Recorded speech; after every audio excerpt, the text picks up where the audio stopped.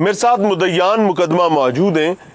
एक कजन्स का झगड़ा और उस झगड़े के नतीजे में पुलिस की झूठी सच्ची कार्रवाई, हालांकि सुलह हो गई, तहरीरें हो गई, सब कुछ हो गया। ये घर की फुप्पो है जी। फुप्पो के बेटे का झगड़ा हुआ अपने भाई के बेटे के साथ, और फिर इवेंचुअली सिचुएशन ये हुई कि फुप्पी ने अपनी परजाई गवा ली।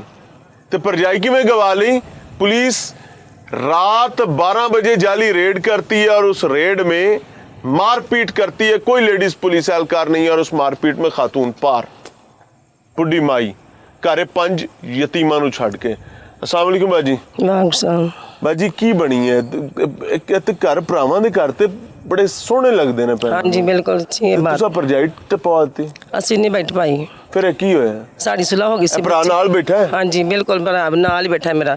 साड़ी बच्चे झगड़े सन आपे च मूँह मारी ना कीती सी, इन्हां दी सुलह हो गई सी। ठीक है, भाई ने भी सुलह कर ली सी, भी कर ली। साड़ा सुलह लिख के भी दे। हाँ जी थाने साड़ी दर्ज हो गई सुलहनामा थाने सी।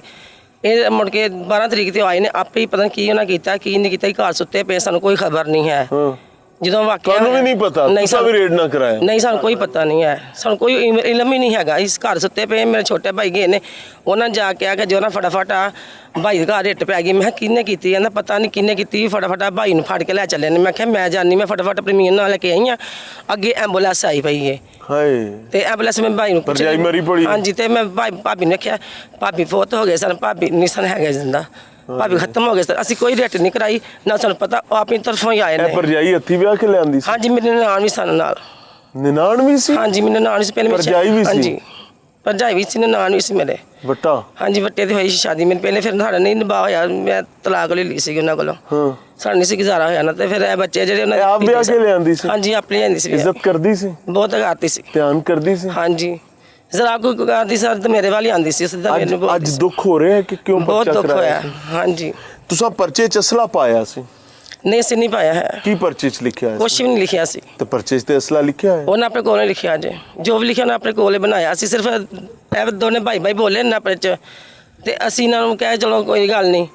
ਇਹਨਾਂ ਨੇ ਰੇਟ ਕਰਾਈ ਸੀ ਵੀ ਕਰਾਤੀ। ਇਹਨਾਂ ਨੇ ਫਿਰ ਸਲਾਹ ਹੋ ਗਈ ਸਾਡੀ, ਅਸੀਂ ਸਲਾਹ ਕਰ ਲਈ ਕਿ ਕੋਈ ਨਹੀਂ ਗੱਲ, ਤੁਹਾਡੇ ਭਾਈ ਨੇ ਤੁਹਾਡੇ ਮਾਮੂ ਨੇ ਸਲਾਹ ਕਰ ਲਈ। ਜੱਫੀਆਂ ਪਾ ਲਈਆਂ ਸੀ, ਯਤੀਮ ਘਰ ਬੈਠੇ ਨੇ। ਹਾਂਜੀ ਉਹਨਾਂ ਦਾ ਹੋ ਗਿਆ ਪੁਲਿਸ ਵਾਲਿਆਂ ਦਾ, ਸਾਨੂੰ ਪਤਾ ਵੀ ਨਹੀਂ। ਸਾਨੂੰ ਅਸੀਂ ਸੁੱਤੇ ਪਏ ਆਪਣੇ ਘਰ। ਸੋ ਮੇਰੇ ਨਾਨ ਦੀ ਬੇਟੀ ਸ਼ਾਦੀ ਸੀ, ਅਸੀਂ ਉਧਰੋਂ ਢੋਲ ਕੇ ਤੋਂ ਆਏ ਆ, ਬੱਚੇ ਸੁੱਤੇ ਪਏ ਘਰ। ਧੀਆਂ ਯਤੀਮ ਹੋ ਗਈਆਂ, 2 ਪੁੱਤਰ ਯਤੀਮ ਹੋ ਗਏ। ਉਹਨਾਂ ਦਾ ਵਾਲੀ ਵਾਰਸ ਹੈ ਪਿੱਛੇ? ਕੋਈ ਨਹੀਂ। ਬਾਬਾ ਤੇ ਆਪਣੀ ਜਾਨ ਨੂੰ ਰੋਂਦਾ ਫਿਰਦਾ। ਜੀ ਹਾਂਜੀ ਗੱਲ ਹੈ। अस्सलाम वालेकुम चाचा। वालेकुम सलाम। के बनी परेशान आए जी? परेशान है जी, हामिद ने किया फोन मैंने 12 बजे। हामिद कौन है? बच्चा 1 साल मेरा जी। अच्छा इन्हें दा बच्चा है। अच्छा खालू मेरे दा। अच्छा जी। तो इन्हें क्या हामिद वड्डा जिंदा इख्तलाफ होया सी, ठीक है? हाँ जी। तो इन्हें किया 12 बजे फोन, रात के 12 बजे कि भाई जी इतने ना पुलिस दे डाले आए हैं। तो उस भैन भी अम्मी ने भी मार गए ने, अबू ने भी मारने ने, ते जल्दी जरा आओ। मैं कहा ठीक है। मैं फटाफट उसी वक्त आया हूँ। मैं फिर इन्हें बाहर फोन किया दोबारा कि सच्ची दस। मैं समझा झूठ मारिया है, इन्हें नहीं सच्ची तेन दसना पाया, अम्मी की डैथ हो गई है जी। तो मैं फिर आया तो मैं कितने इस टाइम कितने चले गए? कहते जी सिविल हस्पताल पहुँच गए हैं। सिविल हस्पताल वेखे मैं जाके वाकई डैथ हुई जी। तो बच्चियां ने सिर पट्टे, बेहोश हुई। बच्चियां दोबारा असी डॉक्टर को लै गए अंदर एमरजेंसी च। इन्होंने बार कहा सब इंस्पैक्टर नाम राव जिहड़ा इहनूं तुसीं जाणदे हो? पहले भतीजा लगदा बिलादरी चो, दूरों नेड़ों नहीं, बिलादरी चो बलीदा है मेरे पिंड दा भाखर वाली दा। यानी थोड़ा अजीज ही होया ना दूरों ने? भतीजा ही हो गया यानी बिलादरी। जे तुसीं इन्हां दे अजीज हो ते नाम राव थोड़ा अजीज है, ते आपस दूर पार दे ते रिश्तेदारी लगे। बिल्कुल रिश्तेदारी। हुण की रोला है नवा? हुण रोला ये वे कि कोई बंदा भी सारा गिरफ्तार नहीं हो, सानू कोई इंसाफ नहीं मिल रहा है। 8 बंदे दी नामजद। नाम राव किथे?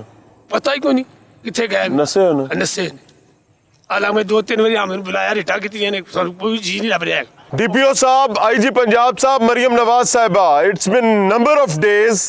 सबके पैरों को मेहंदी लगी हुई है, पैरों में छाले और आबले निकले में। किसी की जुर्रत नहीं पड़ी कि जिस किस्म की स्याही पुलिस ने या बखेरी है उसको जाकर साफ करने के लिए कोई चला जाए, क्योंकि सबको पता है जो जाएगा मुंह उसका काला होगा, उसके चेहरे पर वो मली जाएगी। करंट सिचुएशन ये कि they don't have even single document. उस बेचारे ने अपनी बीवी को मरने के बाद मनोमट्टी कब्र में उतार दिया, उसके पास उसका डेथ सर्टिफिकेट तक नहीं है।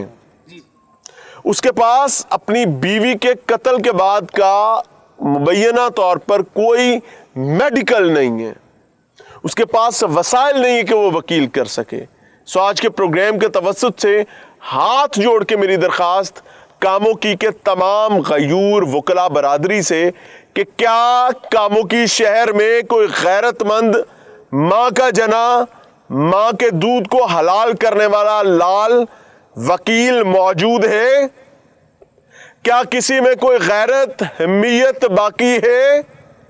क्या कोई शख्स है जो इस खानदान कबीले को इंसाफ दिलवाने के लिए इन 8 पुलिस की वर्दी में मलबूस खूनी बिल्लों और दरिंदों से बचाने में अपना किरदार अदा कर सकता है? या फिर सब के सब अंधे, गूंगे और बहरे? मुझे उम्मीद है ऐसा नहीं होगा। मुझे उम्मीद है कि इस जरखेज धरती में माओ ने ऐसे लाल जन रखे होंगे जो जालिम के खिलाफ वाकई बुनियाद मरसूस बनना जानते होंगे, सीसा पिलाई दीवार बनना जानते होंगे। और अगर नहीं है तो फिर एक के बाद दूसरा, दूसरे के बाद तीसरा, यहां तक कि आप हम सब तैयारी करें कि आज बारी इनकी है, कल बारी किसी दूसरे, तीसरे, चौथे, छठे की है। अगर आप में से कोई शख्स इनकी इंसाफ की जहद में मुआवनत करना चाहता हो तो मैं दीजिएगा माइक चाचा को। चाचा आप दा एड्रेस दसो ताकि थोड़े को कोई सियाना पढ़ना चाहे तो पढ़ सके। माइक नेड़े करो। नाम की है? मोहम्मद आरिफ जी। मोहम्मद आरिफ। जगह का नाम की है? बदुल्ला टाउन। मोहम्मद आरिफ, मोहल्ला अब्दुल्ला टाउन। जी हाँ। ते जगह केड़ी है? सलैन मेरा चाल तोले की रोड। ते शहर केड़ा है? कामों की जी। कामों की। थाना केड़ा है? सदर जी। थाना सदर। वाकया किस तारीख का है? 12 तारीख का जी। 12 जून का ये वाकया है जी। सो मैं ऑनेस्टली कहूँ, you people don't need to contact us, you people can directly reach them. आप इनको डायरेक्टली पहुंच सकते हैं और साबित करें, बताएं कि इस जरखेज जमीन की माओ ने शेरों के बच्चों को पाला है। नहीं तो गिद्दड़ और लगड़ बग्गे तो यहां पर बहुत सारे हैं जो नोच रहे हैं। सोचिएगा, समझिएगा। शेरों के बच्चों को पाला है। नहीं तो गिद्दड़ और लगड़ बग्गे तो यहां पर बहुत सारे हैं जो नोच रहे हैं। सोचिएगा, समझिएगा। शेरों के बच्चों को पाला है। नहीं तो गिद्दड़ और लगड़ बग्गे तो यहां पर बहुत सारे हैं जो नोच रहे हैं। सोचिएगा, समझिएगा। शेरों के बच्चों को पाला है। नहीं तो गिद्दड़ और लगड़ बग्गे तो यहां पर बहुत सारे हैं जो नोच रहे हैं। सोचिएगा, समझिएगा। शेरों के बच्चों को पाला है। नहीं तो गिद्दड़ और लगड़ बग्गे तो यहां पर बहुत सारे हैं जो नोच रहे हैं। सोचिएगा, समझिएगा।